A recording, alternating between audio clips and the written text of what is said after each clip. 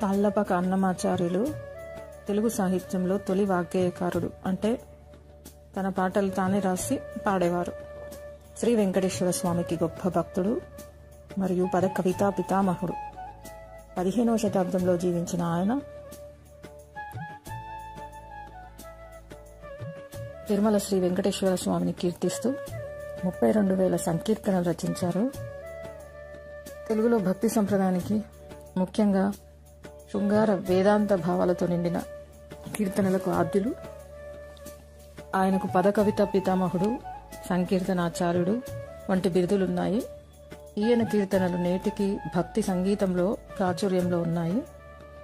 కొన్ని ముఖ్య విషయాలు: అన్నమాచార్యులు 1408 సంవత్సరం నుంచి 1503 సంవత్సరం వరకు జీవించారు. ప్రధాన రచనలు: ఈయన వెంకటేశ్వరుని స్తుతిస్తూ 32,000 సంకీర్తనలు రచించారు. వీటిలో మనకు ఇప్పటికీ కొన్ని లభ్యమవుతున్నాయి. ఆయన రచించిన దాంట్లో జో అచ్యుతానంద, జో ముకుంద, కొండలలో నెలకొన్న, అదివో అల్లదివో, ఇలా ఎన్నో ప్రముఖమైన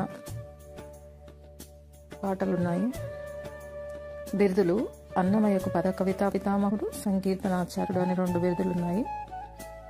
ప్రాముఖ్యత: తెలుగులో మొట్టమొదటి వాగ్గేయకారుడు, దక్షిణాపథంలో భజన సంప్రదాయానికి, పద కవితా శైలికి మార్గదర్శకులు. ఇతడు తిరుమల శ్రీ వెంకటేశ్వర స్వామికి అంకితమైన గొప్ప వైష్ణవ భక్తుడు.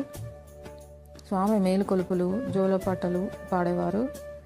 జీవిత విశేషాలు: అన్నమయ్య తన మనవడైన తాళ్లపాక చిన్నన్న రచించిన అన్నమాచార్య చరిత్రము అనే ద్విపద కావ్యం ద్వారా ఆయన జీవితం గురించి తెలుస్తుంది.